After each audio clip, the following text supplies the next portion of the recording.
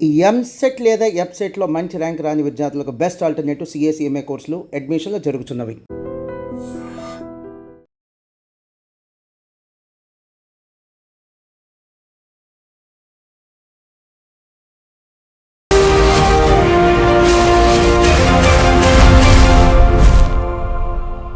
నమస్తే, welcome to I dream social spotlight with Kavitha. Iran Israel మధ్య యుద్ధం 12 రోజుల పాటు కొనసాగింది. మధ్యలో అమెరికా కూడా ఎంటర్ అయింది. సడన్గా ఇరాన్ సీజ్ ఫైర్ని అనౌన్స్ చేసింది. అయితే ఇజ్రాయెల్ మాత్రం ఇప్పటికీ రాకెట్లని బాంబుల్ని ప్రయోగిస్తుందనేటువంటి వార్తలు వస్తున్నాయి. యాక్చువల్గా ఇరాన్ ఇజ్రాయెల్ మధ్య ఒక యుద్ధం గనక జరిగితే భారతదేశానికి విపరీతమైనటువంటి ఎఫెక్ట్ ఉంటుంది అనేది కొంతమంది అంటే, ఇరాన్ దగ్గర అంత కెపాసిటీ లేదు అనే మాటతో పాటుగా అమెరికా ఎందుకు కలుగ చేసుకోవాల్సి వచ్చింది, ఎందుకని ఒక డివిజన్ లాగా కనిపిస్తుంది, ఇరాన్ ఒంటరి అయిపోయింది, ఇన్ని రకాల వార్తలు వాదనలు ఎందుకు వినిపించాయి, ఇరాన్ ఇజ్రాయెల్ మధ్య కనుక యుద్ధం కంటిన్యూ అవుతే జరగబోయేటువంటి పరిణామాలు ఎలా ఉండబోతున్నాయి. మనతో పాటుగా ఉన్నారు centre for human security studies founder doctor Ramesh Kanneganti గారు. రమేష్ గారు నమస్కారం. నమస్తే కవిత గారు. నమస్తే అండి. It's happy to SIT with you again across the table and discuss about world politics, geo politics, especially the Jewish state Israel, the Islamic republic Iran. ఈ రెండింటి మధ్య జూన్ 12 నుంచి ఇవాళ జూన్ 24, గత 12 రోజుల్లో జరిగిన యుద్ధం ప్రపంచం మొత్తాన్ని కుదిపేసింది. ముఖ్యంగా అంటే ప్రపంచంలో ఉన్న 195 దేశాల్లో ఏకైక యూదు జూవిష్ స్టేట్ ఇజ్రాయెల్ విత్ 90 లక్షల మంది పాపులేషన్. మామూలుగా చూసుకుంటే అన్ని చిన్న దేశాల కంటే చాలా చిన్న దేశం అది. అంటే మన ఒక జిల్లా అంతే. ఆంధ్రప్రదేశ్లో కానీ తెలంగాణలో కానీ ఉన్న ఒక డిస్టిక్ ఎంత ఉంటుందో హైదరాబాద్ అంతా కూడా హైదరాబాద్ కూడా ఉండదు. ఇంకా చెప్పాలంటే ఒక డిస్టిక్ కన్నా తక్కువ వైశాల్యం కానీ జనాభా కానీ ఇజ్రాయిల్. ఇంకో పక్కన ఇరాన్ 1979 వరకు 78-79 వరకు షా ఆఫ్ ఇరాన్ రూల్ చేస్తూ ఉండేవాడు. అప్పుడు అక్కడ పరిస్థితి అమెరికా, ఇజ్రాయిల్, ఇరాన్ ఫ్రెండ్స్. 1978-79 మధ్య షా ఆఫ్ ఇరాన్ ప్రభుత్వం కూలిపోయి ఎప్పుడైతే Ayatollah Khomeini Islamic republic of ఇరాన్గా ఏర్పడిందో అప్పటి నుంచి అమెరికా, ఇజ్రాయెల్ బద్ధశత్రువులైనవి. సో ఆ 79 నుంచి వాటి వరకు రావణ కాష్టం లాగా అటు అమెరికా మధ్య, ఇటు ఇజ్రాయెల్ అమెరికా ఫ్రెండ్స్, ఇజ్రాయెల్ అమెరికాకి వ్యతిరేకంగా ఇరాన్ 1979 నుంచి ఇవాళ వరకు గొడవ జరుగుతూనే ఉంది. జూన్ 12, 2025 తీసుకుంటే ఇజ్రాయెల్ ప్రియంప్టివ్గా ఇరాన్ మీద దాడి చేసి ఇరాన్కి సంబంధించిన మిలిటరీ జనరల్స్ని, సైంటిస్టులని, న్యూక్లియర్ ఎన్రిచ్మెంట్ ప్రోగ్రాము అంటే అణ్వాయుధాలు తయారు చేస్తున్నాము అనే ఒక దాని మీద ఉన్న న్యూక్లియర్ ఎన్రిచ్మెంట్ ప్రోగ్రామ్కి సంబంధించి అవి చేసినప్పుడు అటాక్స్ చేశారు. ఆ అటాక్స్ చేసినప్పుడు ఇరాన్ ఫుల్ ఫ్లెడ్జ్డ్ వార్లోకి వెళ్ళిపోయింది. ఇరాన్కి ఇజ్రాయెల్కి మధ్య జరిగిన వారు it has taken a different direction. 1967లో ఇజ్రాయెల్ చుట్టుపక్కల ఉన్న Lebanon, Syria, Jordan, Egypt, right, and Palestine, ఈ ఏరియాలతో 1962లో 6-day వార్ జరిగింది ఇజ్రాయెల్కి, ఇజ్రాయెల్ చుట్టుపక్కల ఉన్న అరబ్ కంట్రీస్కి. దాని తర్వాత 12 రోజుల పాటు ఇజ్రాయెల్ ఈ స్థాయిలో వేరే ఒక ఇస్లామిక్ కంట్రీ మీద అటాక్ చేయడం అనేది 1967 నుంచి 2025 వరకు మధ్యలో ఎప్పుడు లేదు. ఫస్ట్ టైం ఇది జరిగి కూడా నార్మల్గా జరగల, చాలా మూడవ ప్రపంచ యుద్ధము రాబోతున్నదా అన్నట్టుగా జరిగింది. సో అమెరికా కలగ చేసుకొని American president Donald Trump first ఏమన్నారు, let Iran and Israel will decide whatever it is, మేమేమి దీంట్లో జోక్యం చేసుకో అన్నారు. అందులోనూ మిడిల్ ఈస్ట్ అనేది చాలా ప్రమాదకరమైనటువంటి ప్రాంతం అనేది కూడా ట్రంప్ అన్నారు. ఇంకోటి ఎందుకంటే మిడిల్ ఈస్ట్ లేదా మన వైపు నుంచి చూసినప్పుడు భారతదేశం వైపు నుంచి పశ్చిమాసియా అంటాం, వెస్ట్ ఏషియా అంటాం. అమెరికా నుంచి చూసినప్పుడు అదే ఏరియాని మిడిల్ ఈస్ట్ అంటాం. ఇక్కడ ప్రపంచానికి సంబంధించిన చమురు, petrol, crude oil, natural gas ఏదైనానండి, గల్ఫ్ కోఆపరేషన్ కౌన్సిల్ కంట్రీస్ అని Iran, Iraq, Saudi Arabia, Yemen, Oman, Bahrain, Qatar, Hmm. And then you have UAE, United Arab Emirates. ఈ 7-8 కంట్రీస్ ఏవైతే ఉన్నాయో ఇక్కడి నుంచి చాలా వరకు చమురు, oil, natural crude oil, gas, petroleum ఉత్పత్తులు స్ట్రైట్ ఆఫ్ హర్ముజ్ ద్వారా Hmm. ఇటు హిందూ మహాసముద్రం నుంచి పసిఫిక్ మహాసముద్రం వరకు వెళ్తాయి. హార్మోస్ జలసంధి హర్ముజ్ జల్సంది అంటారు, స్ట్రైట్ ఆఫ్ హర్ముజ్. ఇంకో పక్కన ఇజ్రాయిల్లో ఉన్న, అంటే ఇజ్రాయిల్కి అంటే పక్కన అంటే ప్యాలెస్తీనాలో ఉన్న, గాజాలో ఉన్న హమాస్ అనే ఒక టెర్రరిస్ట్ ఆర్గనైజేషన్కి ఫండింగ్ ఇరాన్ ఇస్తున్నది అనేది ఒకటి.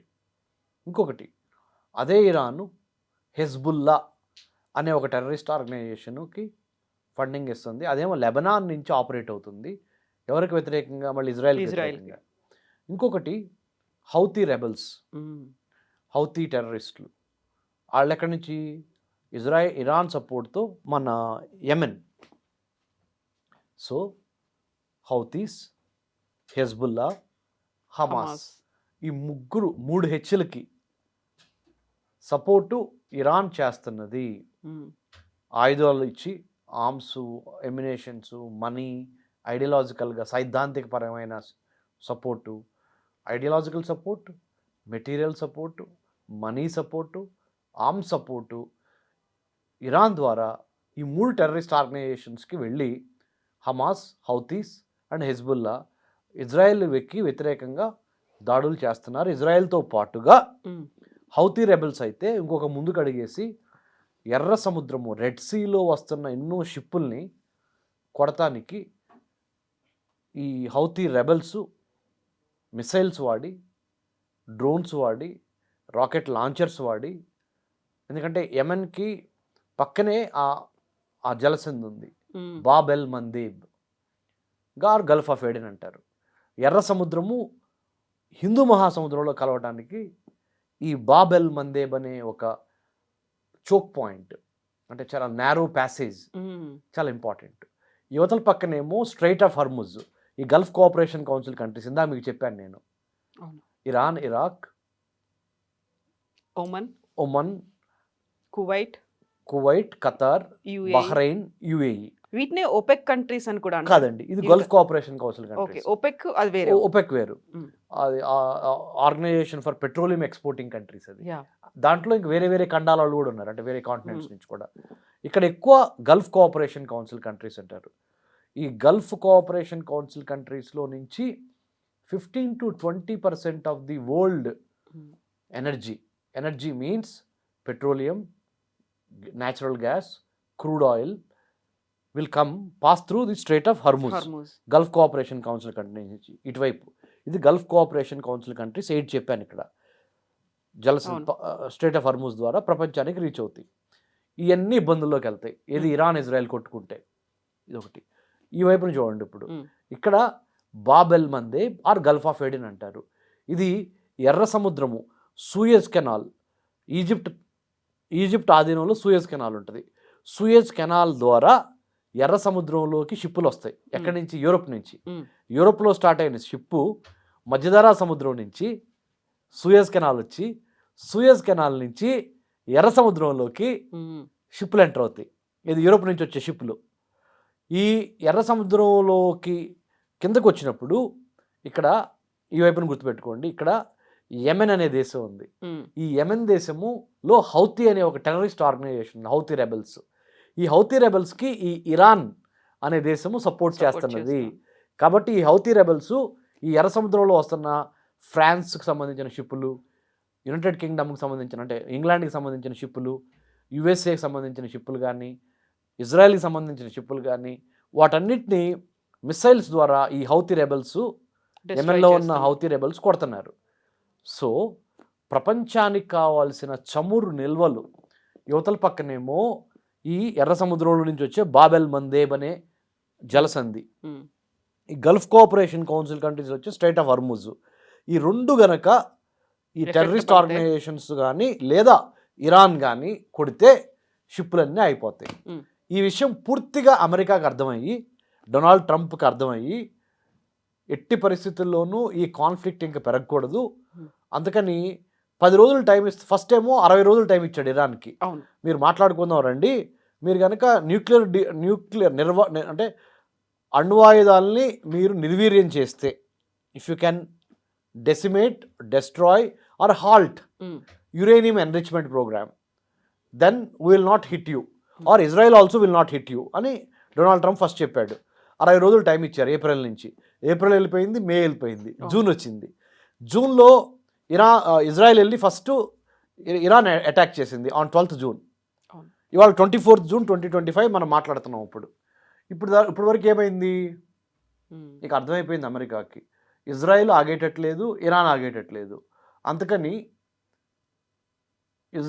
ఇరాన్ దగ్గర ఉన్న న్యూక్లియర్ ఫెసిలిటీస్ ఏవైతే ఉన్నాయో, 3 ఫెసిలిటీస్, నతాంజ్, ఫోర్దో, ఇస్ఫఖాన్, ఈ 3 ఫెసిలిటీస్ని, ఇరాన్లో ఉన్న 3 న్యూక్లియర్ ఫెసిలిటీస్ని అమెరికా B2 స్టెల్త్ బాంబర్స్ పంపించి, ఆ B2 స్టెల్త్ బాంబరు ఖరీదు $2 బిలియన్ పైన ఉంటుంది ఒక్కొక్క బాంబు, ఒక్కొక్క ఆ B2 బాంబర్. ఆ B2 bomber is like A bat, B80, bat అంటే గబ్బిలం, చూస్తానికి నల్లగా గబ్బిలం ఆకారంలో ఉంటుంది. B2 స్టెల్త్ బాంబర్ అంటే అదొక ఫైటర్ జెట్ లాగా ఉంటుంది.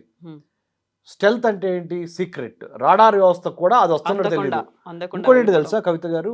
50,000 భూమికి 50,000 అడుగుల ఎత్తులో B2 స్టెల్త్ బాంబర్ ప్రయాణం చేస్తుంది. ఫ్లైట్లు ఎన్ని వేల అడుగులు? 30,000 అడుగులు. అంటే ఫ్లైట్ కన్నా ఇంకొక 20,000 అడుగులు ఎత్తులో B2 స్టెల్త్ బాంబర్ ప్రయాణం చేసి ఇరాన్, ఎక్కడ అమెరికా, ఎక్కడ ఇరాన్? అమెరికా నుంచి ఇరాన్ వెళ్తానికి B2 స్టెల్త్ బాంబర్లు గంటకి 1100 నుంచి 1200-1500 కిలోమీటర్ల స్పీడ్ వెళ్ళగలవు. అంత స్పీడ్ వెళ్ళినా కానీ 18 గంటలు పట్టింది. మధ్యలోని ఫ్యూలింగ్ కూడా రీఫ్యూలింగ్ చేసుకొని మళ్ళీ ఎక్కడ ఆగకుండా వైట్ మ్యాన్ ఫీల్డ్ అనే ఒక ఏరియా నుంచి అమెరికాలో, అంటే అక్కడ కమాండ్ కంట్రోల్ సెంటర్ ఏర్పాటు చేసుకొని డొనాల్డ్ ట్రంప్ గారు, president of the United States, secretary of state Mark Rubio గారు, secretary of defence Peter Hegsworth గారు, national security adviser of United States of America, chief of staff Dan, all of them they sat together in a situation room.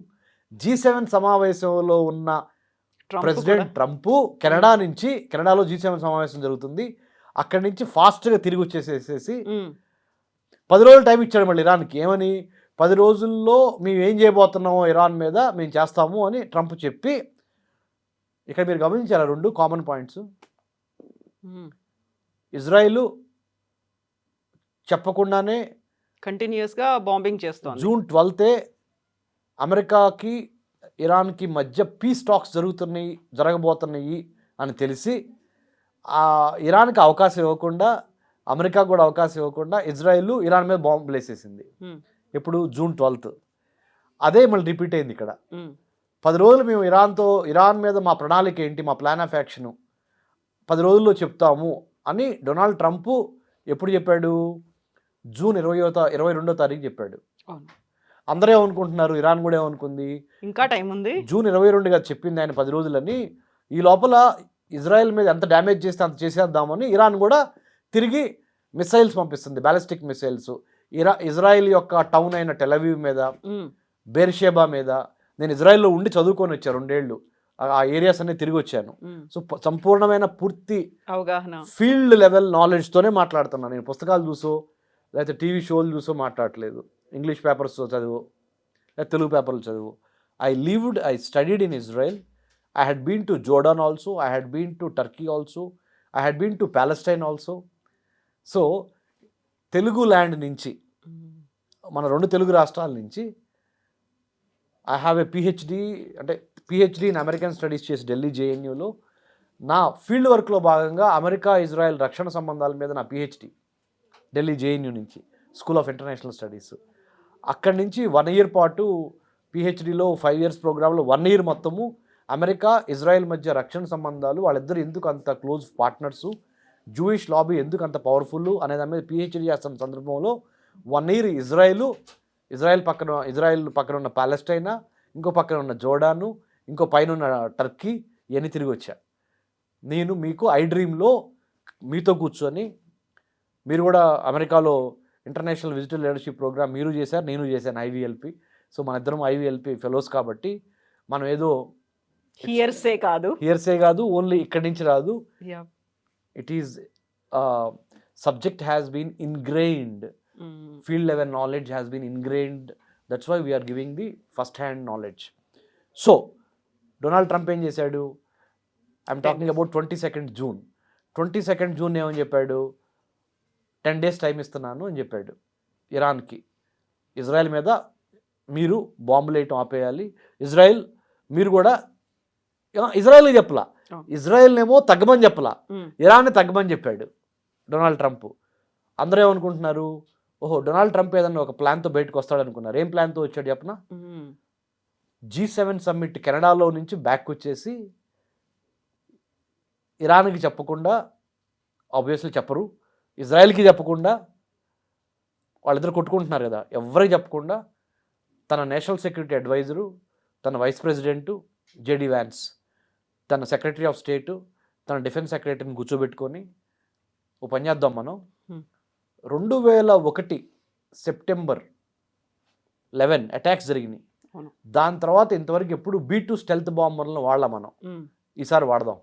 30,000 పౌండ్లు, 30,000 pound worth of 30,000 pounds అంటే weight of బాంబ్స్ని ఈ B2 stealth bomber కింద ఇట్లా attach చేసి, ఈ B2 stealth బాంబరు గంటకి 1000 నుంచి 1100 కిలోమీటర్ల స్పీడ్తో అమెరికా నుంచి ప్రయాణం చేసి కొన్ని వేల కిలోమీటర్ల అవతల ఉన్న ఇరాన్ వెళ్ళి, ఇరాన్లో ఉన్న నెతాంజ్, ఫొర్దోవ్, ఇస్ఫహాన్ అనే 3 న్యూక్లియర్ సైట్స్ మీద పైనుంచి ఈ B2 స్టెల్త్ బాంబర్ల కింద ఉన్న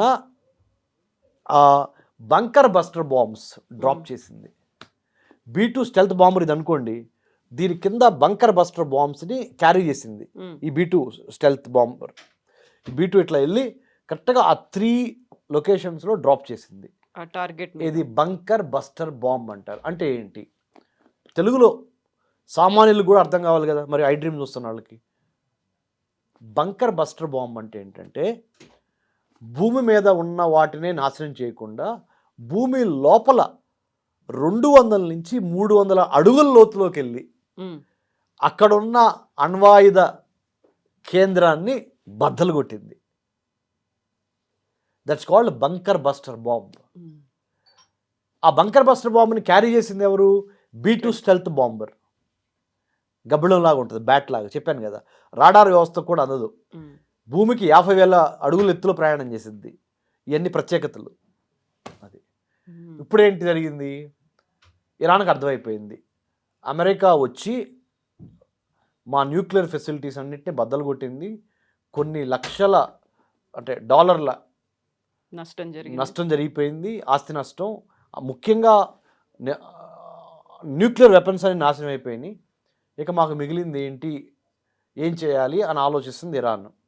ఇజ్రాయెల్ ఏంటి, ఓహో ఇరాన్ దగ్గర న్యూక్లియర్ వెపన్స్ లేవు కదా, ఇప్పుడు we are ready to take care of Iran completely, neutralise or destroy Iran అని ఇజ్రాయెల్ చాలా ఎక్కువగా వేగం పెంచింది. ఇద్దరికి ఒకే మాట చెప్పాడు డొనాల్డ్ ట్రంప్, కొట్టుకోవటం ఆపేయండి, కాల్పుల విరమణ చేయండి, సీజ్ ఫైర్ చేయండి, లేదా ఇరాను ఈ స్ట్రైట్ ఆఫ్ హర్మూజ్, ఈ బాబెల్ మందేబ్ రెండింటిని, 2 చోక్ పాయింట్స్ని ఆపి కొన్ని వేల షిప్పుల్ని ఆపగల సామర్థ్యం ఇరాన్కు ఉంది. ఇరాన్కి, ఇరాన్ యొక్క ప్రాక్సీలైన టెర్రరిస్ట్ ఆర్గనైజేషన్ అయిన హెజ్బుల్లాకి కానీ, హమాస్కి కానీ, హౌతీస్కి కానీ. సో ఆ సిచ్యువేషన్ ప్రపంచం మొత్తానికి చాలా బ్యాడ్ అయిపోద్ది అలా జరిగితే. ఇజ్రాయెల్ ఏంటి, యుద్ధం ఎంత త్వరగా ఆగితే అంత మంచిది, సివిలియన్ పాపులేషన్ చచ్చిపోకూడదు. ఎందుకంటే Israel is a small country. Israel ఎన్ని వేల కోట్లైనా పోగొట్టుకుంటుంది, కానీ ఇజ్రాయెల్ ఈ పౌరులను పోగొట్టుకుంది అనుకో, ఇజ్రాయెల్కి అమితమైన నష్టం జరుగుద్ది. ఎందుకంటే అతి చిన్న తక్కువ జనాభా ఉన్న దేశం, 90 లక్షల మంది జనాభా ఇజ్రాయెల్ జనాభా, రైట్? సో ఇరాన్కి కావాల్సిందేమో ఎట్టి పరిస్థితుల్లో ఇజ్రాయెల్ని కొడతాం, ఇజ్రాయెల్కి కావాల్సిందేమో ఇరాన్లో ఉన్న న్యూక్లియర్ ఫెసిలిటీస్ని ధ్వంసం చేయటం. ఇది వీళ్ళకి కావాలి, ఇది వీళ్ళకి కావాలి. అమెరికా వచ్చి న్యూక్లియర్ ఫెసిలిటీస్ని నాశనం చేసేసింది. అంటే ఇజ్రాయెల్ వన్ ద వార్ అన్నట్టు. ఇజ్రాయెల్ కావాల్సింది అదే కదా, ఇరాన్లో ఉన్న న్యూక్లియర్ ఫెసిలిటీస్ ధ్వంసం అయిపోవాలి. అదే అమెరికా వచ్చి చేసేసింది. ఇక మిగతాదంతా ఇజ్రాయెల్ చూసుకోగలదు. మరి ఇరాన్కి ఏం కావాలి? జూయిష్ స్టేటు నాశనం అవ్వాలి. నాశనం అయితేనే మేము హ్యాపీగా ఉంటామని ఇరాన్ ఫీల్ అవుతుంది. అమెరికా జూయిష్ స్టేట్ను నాశనం అయితే చేయలేదు కానీ, but it has neutralised or compromised many of its assets. So this is the present condition. Donald Trump took the proactive stance and then sent this particular 3 nuclear sites ki B-2 stealth bomber dwara, bunker buster bombs dwara. So B-2 stealth is a carrier of these bunker buster bombs and then neutralized Natanz, Fordo and then Isfahan, in 3 places lo. So this is the situation. Right now, America won the war temporarily. But long term స్ట్రాటజిక్గా అమెరికాకి 80,000 మంది officers, అమెరికాకి చెందిన officers వేరే వేరే దేశాల్లో military బేసెస్లో పనిచేస్తున్నారు. ప్రపంచంలో 195 దేశాలు ఉంటే 80 దేశాల్లో అమెరికన్ మిలిటరీ బేసెస్ ఉన్నాయి. ఆ అమెరికన్ మిలిటరీ బేసెస్ ఉన్న దేశాల్లో ఇరాక్లోనూ ఉంది, ఖతార్లోనూ ఉంది, బహ్రెయిన్లోనూ అమెరికన్ బేస్ ఉంది. ఈ 3 ఇరాన్కి దగ్గరగా ఉంటాయి అంటే జాగ్రఫీ ప్రకారం. సో ఈ 3 దేశాల్లోకి వెళ్ళి వీళ్ళు ఇరానియన్స్ అమెరికన్ బేసెస్ మీద బొంబార్డ్మెంట్ స్టార్ట్ చేశారు. సో ఇది పరిస్థితి ఇప్పుడు రైట్ నో ఉన్న పరిస్థితి. We have to wait and see another 24 hours. ఇంకొక 24 గంటలు వెయిట్ చేసిన తర్వాత అమెరికా ఎలా రిటాలియేట్ అవుతుంది, దీనికి ఇజ్రాయెల్ ఎలా రిటాలియేట్ అవుద్ది, ఎలా తిరుగుబాటు చేస్తుంది, ఇరాన్ ఏ విధంగా దాన్ని తట్టుకొని ఇంకొక ఎత్తుకు పై ఎత్తేస్తుందా, ఈ ఈ చదరంగంలో ఈ 3 ప్లేయర్స్ అనేది ఒకటి. అసలు మనం ఆలోచించాల్సింది ఏంటంటే కవిత మేడం గారు, భారతదేశం అనేది ఒక గొప్ప లీడర్షిప్ ఉన్నది. ఎట్లా ఇరాన్కి ఇజ్రాయెల్కి మధ్య రెండింటి మధ్య సయోధ్య కుదర్చగలిగిన శక్తి భారతదేశానికి ఉంది. At the same time America ప్రయత్నం చేస్తుంది ఇరాన్కి ఇజ్రాయెల్కి మధ్య శాంతి తీసుకురావడానికి ఏదో ఒక విధంగా. కానీ అమెరికా ఇజ్రాయెల్ వైఫే పార్షియల్గా అంటే it is biased towards Israel. America we all know న్యూట్రల్గా మాత్రం లేదు.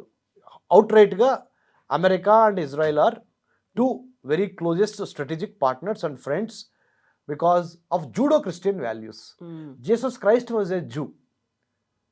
Once Jesus Christ was crucified by Romans, people who believed in Jesus Christ started Christianity. America is a Christian nation. So obviously వాళ్ళ allegiance కానీ వాళ్ళ యొక్క relation కానీ ఇజ్రాయెల్తో చాలా స్ట్రాంగ్గా ఉంటుంది. Judeo Christian values, that to right wing government అమెరికాలో, దట్ ఈస్ డొనాల్డ్ ట్రంప్. ఇజ్రాయెల్లో Benjamin Netanyahu is also right wing government. So 2 right wing governments. At the same time Ayatollah Khomeini is also fundamental and extremist of Islamic nature. ఇక్కడ Ayatollah Khomeini in Iran. So ఇది ముఖ చిత్రం అనమాట. So ఇంకోటి ఏంటంటే the most powerful lobby organisation in the United States is America Israel public affairs committee, AIPAC అంటారు. America Israel public affairs committee is the second most powerful lobby organisation in the United States next to National Rifles Association. So they have the power to influence congressmen. So American president ఏం చేసినా కానీ to help Israel, ఈ ఐపెక్ Jewish lobby కూడా ఆయనకి padding ఇస్తూ ఉంటుంది, ఆయన support చేస్తూ ఉంటుంది అమెరికాలో. సో ఇట్లా there are so many permutations and combinations. We have to wait and see in the days to come what will emerge on the big screen. But one thing is for sure, ఇదంతా యుద్ధం. అసలు యుద్ధం ఆపి శాంతి కోసం ప్రయత్నాలు చేయటం అనేది చాలా అవసరము. ఎందుకు అవసరం అంటే ఆర్థిక, రాజకీయ, వాణిజ్య, వర్తక, వ్యాపార, సాంస్కృతిక సంబంధాలు నిలబడి దేశాలన్నీ పురోగతి చెందాలి అంటే యుద్ధం ఆగాలి. ఎందుకంటే 2020వ సంవత్సరం నుంచి కరోనా వెంటాడింది. Chinese orchestrated venomous imperial design in 2020 ఆ 2019 అని నేను చెప్పా. కోవిడ్ అంటే COVID, కోవిడ్ అంటే నేను ఇచ్చిన అర్థం Chinese orchestrated venomous imperial design in 2019 to occupy 5 spaces in the globe. ప్రపంచంలో ఉన్న మ్యానుఫ్యాక్చరింగ్ స్పేస్ని, పొలిటికల్ స్పేస్ని, సైబర్ స్పేస్ని, మ్యారిటైమ్ స్పేస్ని, సర్వీస్ సెక్టర్ స్పేస్ని పెనట్రేట్ చేసి, ఆక్యుపై చేసి, ఎన్లార్జ్మెంట్, ఎంట్రాప్మెంట్, ఎన్సర్కిల్మెంట్ అనే 3 విధానాల ద్వారా చైనా ప్రపంచాన్ని తన హస్తగతం చేసుకోవడానికి అమెరికాకి వ్యతిరేకంగా పన్నిన ఒక పెద్ద వ్యూహము. ఆ వ్యూహంలో ఒక biological weapon is COVID-19. Chinese orchestrated venomous imperial design.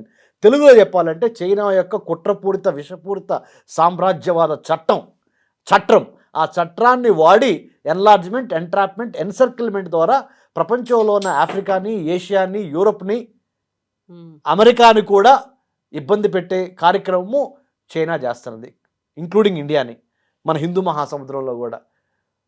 Right? దీన్ని ఎదుర్కోవడం కోసం మనం ఏం చేసాం? India middle east economic corridor పెట్టాం, బెల్ట్ అండ్ రోడ్ ఇనిషియేటివ్కి వ్యతిరేకంగా. ఆ India middle east economic corridor success అవ్వాలంటే ఇరాన్ ఇజ్రాయెల్ మధ్య వార్ ఉండకూడదు, ఇక్కడ పీస్ ఉండాలి, లేకపోతే మనము ఇక్కడ ఇబ్బంది పడతాం. సో ఏ విధంగా చూసినా ఇరాన్ ఇజ్రాయెల్ మధ్య వారు, ఇజ్రాయెల్ ఇంపార్టెంటే ఇండియాకి, ఇరాను ఇంపార్టెంటే. ఎందుకంటే ఇంకా India is not a energy independent country, we are energy dependent country. అంటే మనకు కావాల్సిన పెట్రోల్ కానీ, సహజ వాయువులు కానీ, క్రూడ్ ఆయిల్ కానీ we have been importing from many countries, Russia నుంచి, ఇరాన్ నుంచి, గల్ఫ్ కోఆపరేషన్ కౌన్సిల్ కంట్రీస్ నుంచి. So any instability in the gulf cooperation council countries will ultimately lead to the destabilization of the global trade. ప్రపంచంలో 70% of the global trade happens to maritime trade. ప్రపంచంలో 70% trade maritime trade, అంటే షిప్పుల ద్వారా, మహాసముద్రాల ద్వారా. So ఇన్ని there are so many things అండి, there are so many things to watch out for. So ఇప్పటికి ceasefire announce చేశారు కాబట్టి అంత కూల్గా ఉంటుంది, అక్కడ ఏదో ప్రశాంతత వచ్చింది అనుకోవడానికి లేదు. తాత్కాలిక రిలీఫే ఇది, అంటే వెరీ టెంపరీ రిలీఫ్. బట్ అమెరికాని వెంటాడుతా ఇరాన్ వదలదు, అమెరికాని వదలదు. అలానే ఇజ్రాయెల్ కూడా ఇరాన్ని వదలదు, ఎందుకంటే there are many permutations and combinations. ఇంకొక 24 hours 48 hours తర్వాత ఈ సీజ్ ఫైర్ ఎంతవరకు సక్సెస్ఫుల్ అయింది అంటే, కాల్పుల విరమణ చేసుకోండి అని ఇద్దరిని కూర్చోబెట్టి ఇరాన్, ఇజ్రాయెల్, అమెరికా చెప్పింది. ఓకే మేము చేస్తామని చెబుతారు, కానీ చెప్పేదానికి చేసేదానికి, వర్డ్స్కి డీడ్స్కి మధ్య ఆ బ్యాలెన్స్ ఉందా లేదా? వాక్ ద టాక్ అంటే ఏంటి? చెప్పింది చేస్తున్నారా, లేదా చెప్పేది ఒకటి చేసేది ఒకటే? వేసి చూడాలి మనం.